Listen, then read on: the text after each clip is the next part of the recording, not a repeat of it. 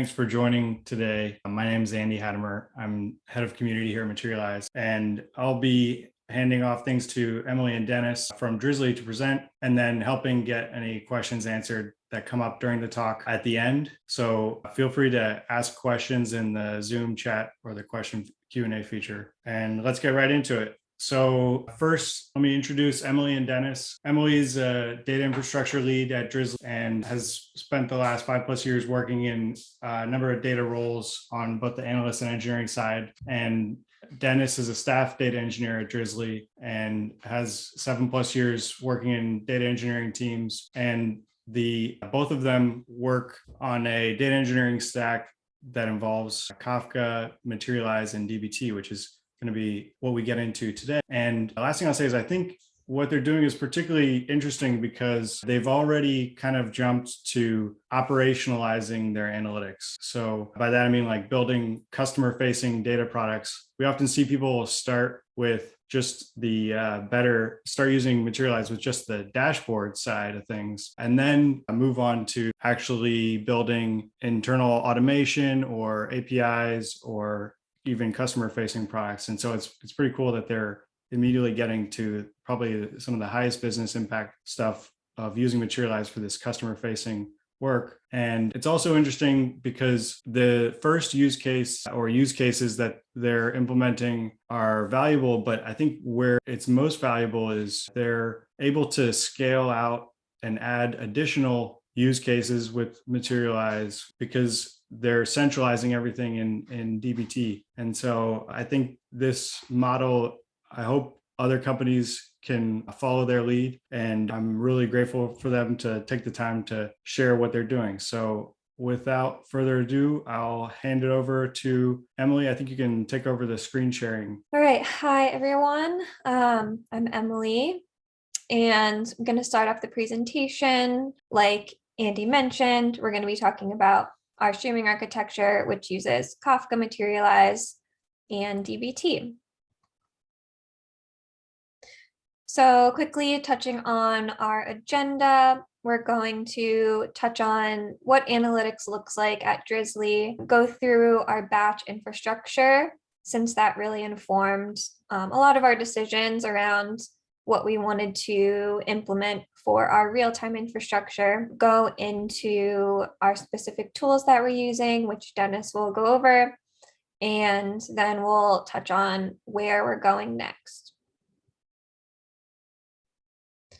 All right, so for those that haven't maybe heard of Drizly before, we are an alcohol delivery platform.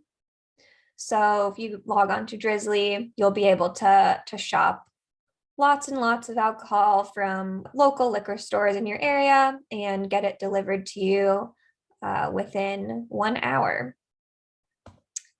So this is how our analytics team is currently structured. We've grown a lot in the past year. When I joined the team in 2019, we were a team of like 4 or 5, and now you can see we are a lot bigger than that. So it's been really great to see how much we've grown over the past year or so. So within analytics, we have a couple different teams. We have data infrastructure, which is mainly myself and Dennis, who is on the data engineering side. We have BI, we have marketing analytics, and we have data science.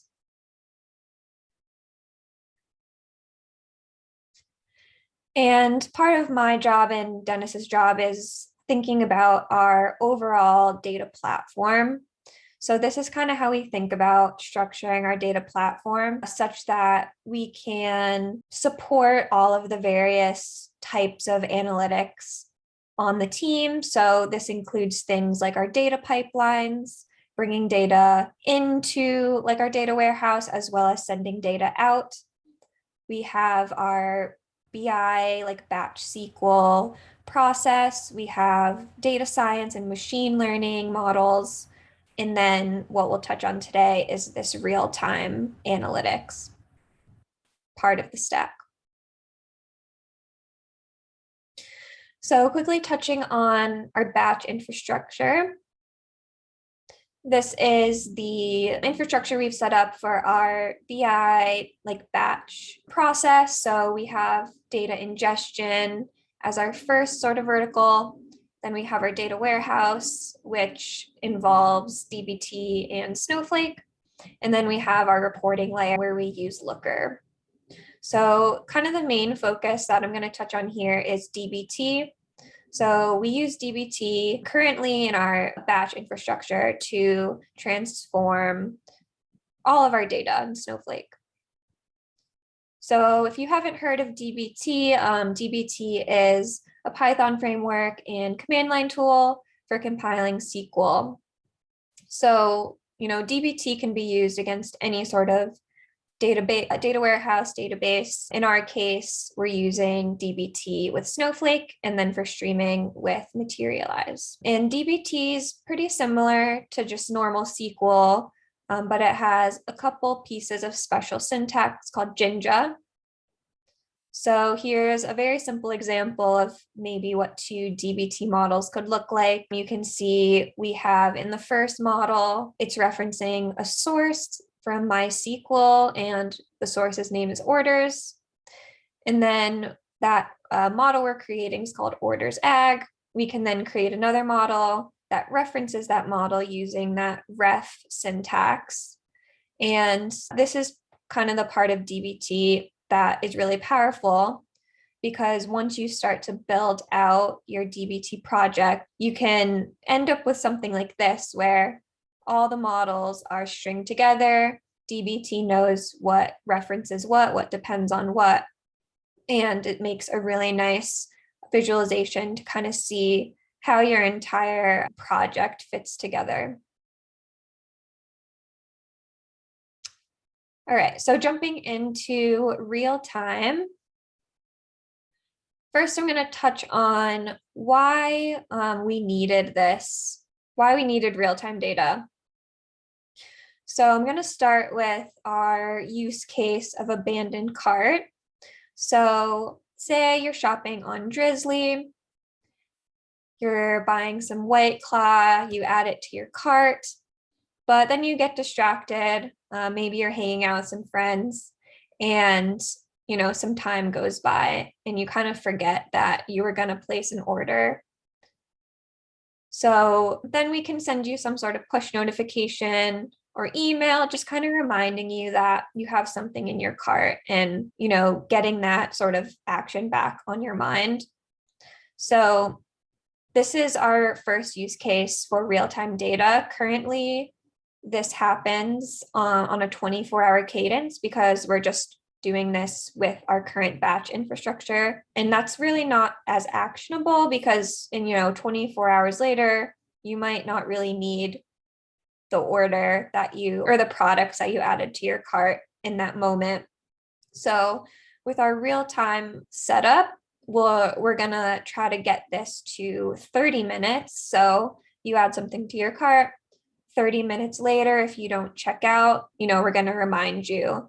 And we're going to hopefully see a really big improvement in things like conversion rate with the sort of more timely abandoned cart notification. And then I'm going to hand it off to Dennis to get more into our actual infrastructure.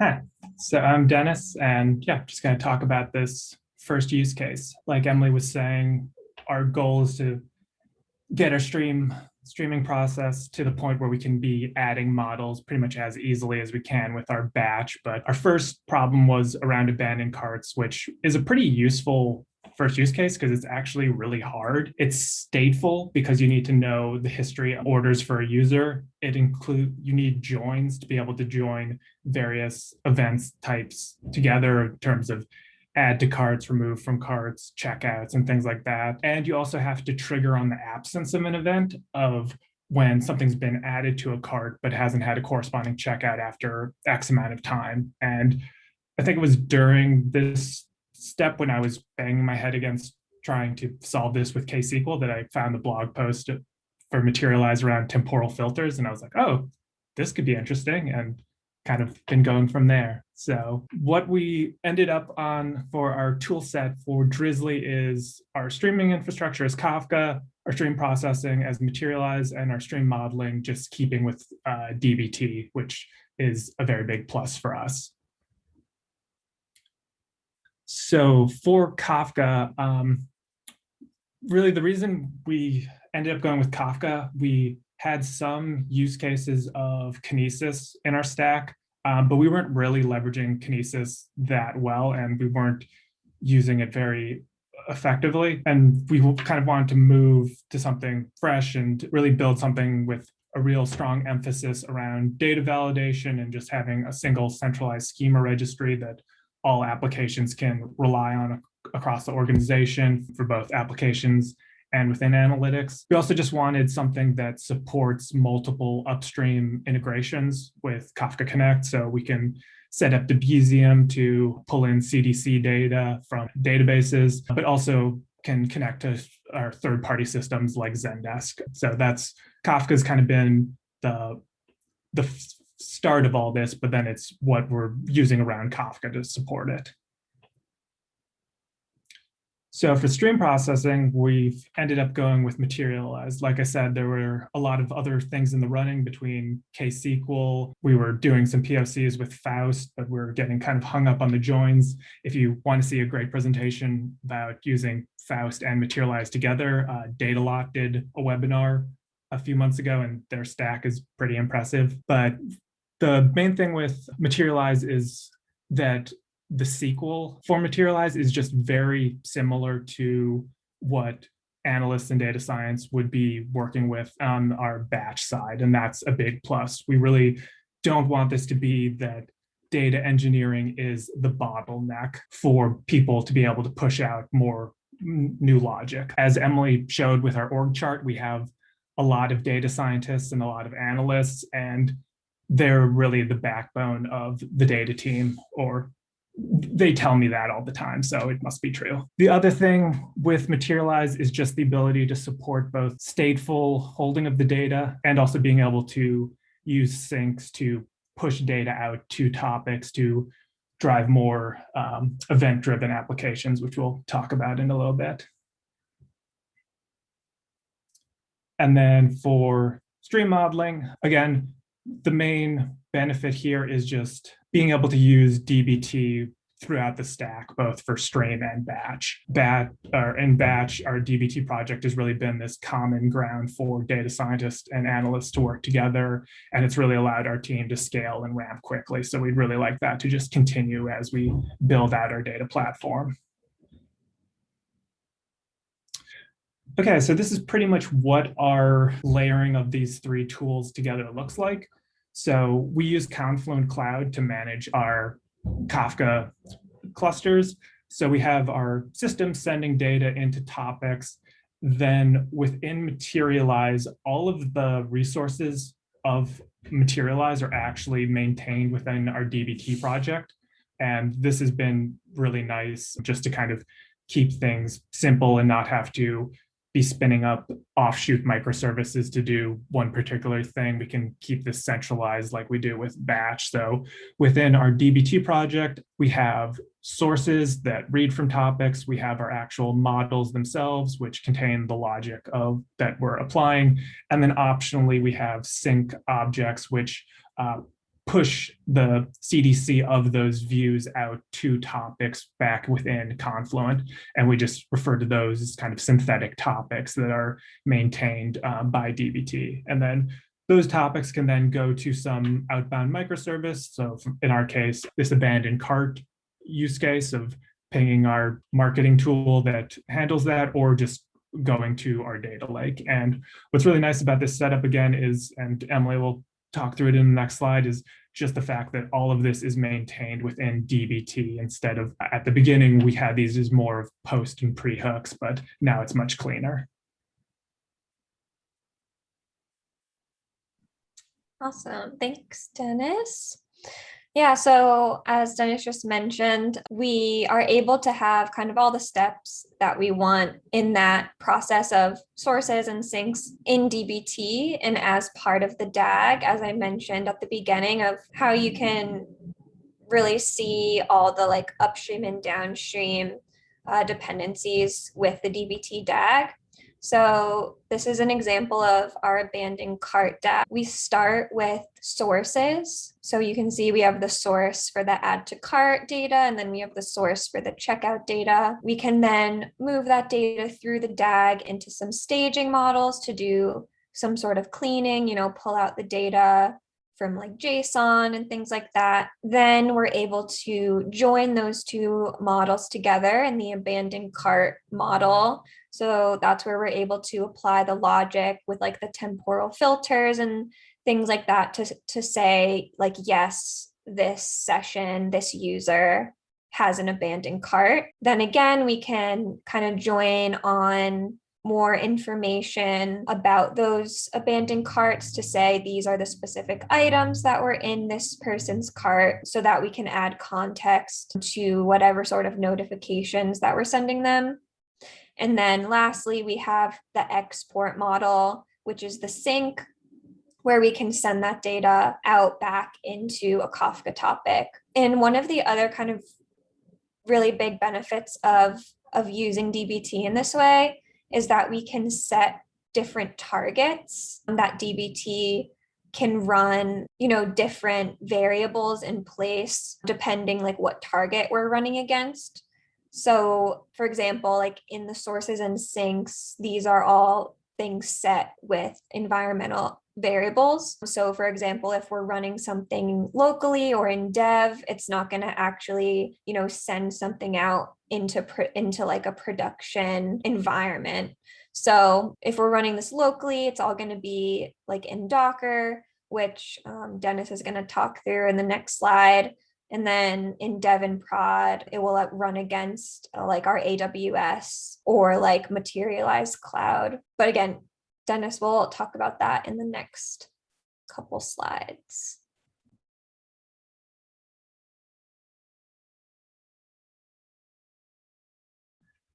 Yeah, so as Emily was saying, a big benefit of all this is keeping our DBT projects consistent between Snowflake or Materialize. And so with Snowflake, we have multiple targets that people can be running things against.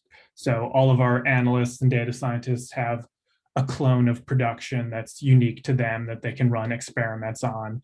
And what's nice about this is that you're not making any changes to configurations within Material or within DBT. You're just selecting a different target. So similarly, we set this up so that people can be running things against Docker for just local development. So we can, within a Docker compose, spin up Kafka and Materialize and DBT. And this gives a nice just local interface for people to be able to experiment on real-time models. And this is just nice that they can be able to send data and just quickly iterate and make sense of like what changes might happen, just because there's different considerations for building out models for streaming than for batch, but this makes it just a little bit easier. Then for our dev and prod, we move Confluent into, or move Kafka into Confluent, and then have our Materialize and DBT instances running just within ECS. So there's a little bit more turnaround in being able to like really iterate on logic, but at this point we're kind of getting more into that how things will actually be running on our services. Can do more load testing and things like that at this point. And this is just how we're planning on running this at scale. But finally, really where we want to go is in the same way that we're offloading management of Kafka to Confluent, we'd like to just offload management of Materialize to Materialize Cloud. And just in the same way, Confluent allows you to spin up multiple environments and clusters within the same Confluent account. Materialize Cloud allows you to just spin up multiple Materialize deployments within the same cloud account. So we can get to that point where Materialize Cloud holds both our dev and production instances. And the only thing we're really maintaining is what's unique to us, which is our DBT models, and then just the deployment of those against our managed cloud instances. So this is pretty much where we're looking to go with all this. And some of the green is where we're still excited to kind of work more towards. But so right now we're getting to the point where applications are talking to Kafka and getting results back from Kafka, and then have Materialize exist as a consumer off Kafka that's processing data and having a DBT project specific to Materialize sitting on top of that. Then data as it's moving through Kafka and Materialize is accumulating in our data lake and then going into our data warehouse, where we're running our DBT models on just more intensive aggregations and kind of on that 24-hour cadence. So we have our, as Emily mentioned, our BI tool looking at our data warehouse, but we'd also really like to get to the point where our BI tool can also look at Materialize. I know Materialize supports Metabase now, and I think they're working on additional BI tools that they're integrating with, but really get to the point where we can have models maintained in both our streaming and batch layers, and just have our BI tool know which view to be looking at for dashboarding. Because right now we're really limited in that if our BI tool can only look at our data warehouse, we're really limited to dashboards that are on more of that 24-hour cadence, even if there are some use cases where we'd like subsets of the DAG to really run more frequently. Those would be better served moving those into Materialize. And then the other end, just because Materialize is very similar to Postgres, we can be building APIs and potentially a GraphQL layer on top of Materialize that our applications can read from. This is something that people have asked from us with the data warehouse, is upstream applications would like to query some of the data directly in the warehouse, but Snowflake's not really intended for a lot of applications making a lot of concurrent calls to Snowflake. So what we currently do is export the data out of Snowflake into more of a staging layer for those applications to query instead. But really what would be better is just having those applications just talk to Materialize, and Materialize is much better suited for kind of maintaining those workloads.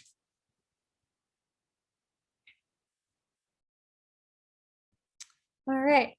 So lastly, just going to touch on kind of what some of our next steps are in the future with Materialize, some of our different use cases. So V1 is what we were focusing on in this presentation with abandoned cart. So, we've been standing up all of these tools, learning them for the first time. So this has been a really great learning experience for us to get all of this stood up for abandoned cart. Our next use case for V2 is going to be similar to abandoned cart, but it will be abandoned browse. So if someone's on Drizly and they're browsing products but don't actually add anything to cart, we can start to send some sort of notifications and alerts in those situations. And this is also a case where we can start to bring in some data science around like predicting items that user might be most interested in based on what they were browsing, based on their past behavior. So that's what we're really looking forward to in V2. And then thinking even more in the future, we're thinking that this can really help us have some like real-time dynamic experiences on Drizly based on actions that users are taking. So just as an example, say that somebody is on Drizly and they're browsing wine very heavily, and it's their first time browsing wine. We can use that information to trigger some sort of real-time quiz, get their results, and be able to return them recommendations to help them through their first wine purchase. So these are some of the use cases we're really excited about using Materialize for. And with that, I'll hand it back. All right. Thanks, y'all. That was really interesting. Thanks, everyone, again for joining. I really appreciate your time, and I'll follow up with that email with the resources links. Okay, bye everyone. Thank you.